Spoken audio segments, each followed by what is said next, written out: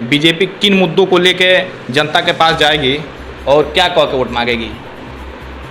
देखिए, बीजेपी का मुख्य एजेंडा है हिंदुत्व विकास, और हिंदुत्व विकास पर बीजेपी अनवरत चुनाव लड़ते चली आई है। और आज भी बीजेपी का एकमात्र वही सूत्रधार है हिंदुत्व विकास। पुनः उसी पर विचार करके पुनः उसी पर चुनाव लड़ेगी। पिछले चुनाव में देखा गया है कि हिंदुत्व की बात आप कर रहे हैं तो मैं कह रहा हूँ, पिछले चुनाव में देखा गया है कि हिंदुत्व में सारे जाति धर्म के लोगों ने, जैसे यादव हो गया, अनुसूचित हो गया, सारे वर्गों ने बीजेपी को वोट किया। तो क्या लग रहा है इस बार फिर वोट पाएगी? देखिए, हम लोग तो राम हो या रहीम, वह हिंदुत्व में सुरक्षित रह सकता है, इस भाव से हम लोग कार्य करते हैं। आप बताइए, पूरे उत्तर प्रदेश में या पूरे भारत में सरकार ने जो भी व्यवस्था बनाई है, कहीं हम लोग बांट करके नहीं चलते हैं। हिंदू, मुसलमान, सिख, ईसाई, पूरे उत्तर प्रदेश में पूज्य योगी आदित्यनाथ महाराज आज हमारे शीर्षस्थ नेता हैं। पूरे भारत में सबसे लोकप्रिय मुख्यमंत्री हैं। और आज भी जो भी कार्य हो रहा है, जो भी कार्य सरकार कर रही है, सबको लेकर चलने का, सबका साथ सबका विकास, उत्तर प्रदेश को उत्तम प्रदेश बनाने का संकल्प यह सभी के द्वारा पूरा हो रहा है। इसलिए हम लोग कभी बांट के, काट के, छांट के हम लोग न कभी चले हैं, न चलने का प्रयास करते हैं। राम हो या रहीम, वह हिंदुत्व में सुरक्षित रह सकता है, इस भाव के साथ हम लोग कार्य करते हैं। मेरा एक सवाल ये है, आप मुख्यमंत्री योगी आदित्यनाथ जी के बहुत पहले से करीबी माने जाते हैं। कुशीनगर विधानसभा क्षेत्र में आजकल एक ये चर्चा चली है कि आप वहाँ से विधानसभा चुनाव लड़ने वाले हैं। देखिए, चुनाव, जहाँ तक चुनाव लड़ने की बात है, मैं पूज्य योगी आदित्यनाथ महाराज जी के साथ विगत 27 साल से मैं हूँ, और हम लोग निस्वार्थ भाव से कार्य करते हैं और निस्वार्थ भाव से पूरे समाज को लेकर के चलने का प्रयास करते हैं। पार्टी का जो भी दिशा निर्देशन होगा उसको मैं सिर आंखों पर लेकर के चलूँगा, उससे हट के मैं कुछ भी नहीं करूँगा। विपक्ष के लोग कह रहे हैं कि बीजेपी ने सड़क नहीं बनवाई है, रोजगार नहीं दी है, तो इन मुद्दों को जनता के बीच आप कैसे रखेंगे जब सामने आएगी? बीजेपी खुले रूप से, खुले मंच से नौकरी दे रही है और खुले रूप से सड़क का निर्माण भी किया है। आप बता दीजिए, पूर्व की सरकारों में और आज की सरकारों में क्या अंतर है? पूर्व की सरकारों में सड़कें कितनी बनी थी और आज की सरकारों में सड़कें कितनी बनी हैं? कोई गली और कोई मोहल्ला और कोई वार्ड और कोई न्याय पंचायत, कोई ब्लॉक, कोई तहसील, कोई जिला नहीं है जिस जिले में सड़कों का जाल न बिछाओ, और यह देन बीजेपी की है। सर, एक सवाल ये भी है, कुशीनगर में आप देख पा रहे हैं कितनी रोडें टूटी हुई है, जगह जगह धरना प्रदर्शन कर रहे हैं, इस पर क्या आपका राय है? रोडें वही टूटी हैं जो बहुत पहले की हैं। आज पुनः उसका नए सिरे से फिर कार्य हो रहा है। आप कोई रोड देख लिए, सब पर नए सिरे से कार्य हो रहे हैं। और नए सिरे से कार्य, चूँकि बरसात का समय है, बरसात में थोड़ी दिक्कत आती है। कोई रोड हो जो पुराने रोड है उस पर दिक्कत आती है, पुनः उस रोड पर हम कार्य करवा रहे हैं। और निश्चित रूप से जो सरकार की मंशा है, पूरे प्रदेश में सड़क का नवीनीकरण व कार्य पूर्ण हो रहा है।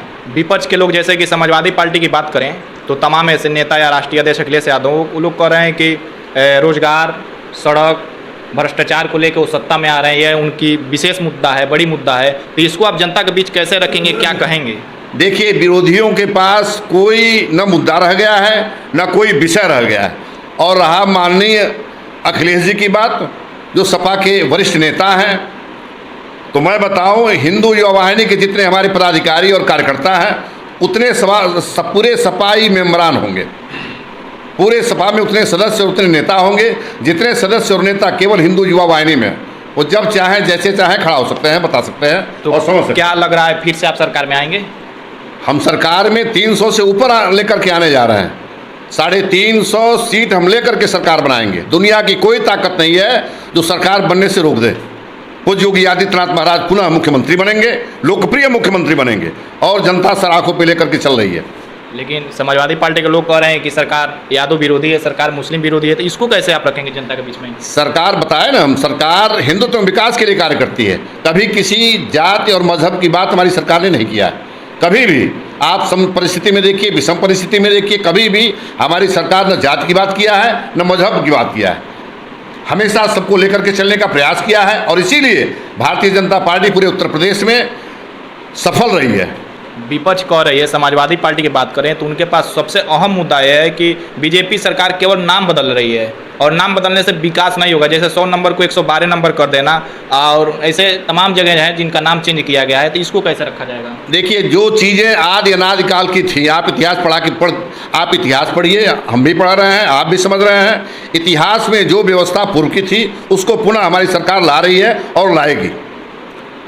चाहे वो इलाहाबाद हो, चाहे मिर्ज़ापुर हो, चाहे बनारस हो, चाहे कहीं हो, कोई भी नगर हो, चाहे लखनऊ हो, हर जगह जो व्यवस्था पूर्व की थी पूर्व में मतलब कहने का मतलब काफ़ी पहले इतिहास उठा करके देखिए, जो जहाँ का नामकरण था पुनः वो नामकरण आज भी हो रहा है।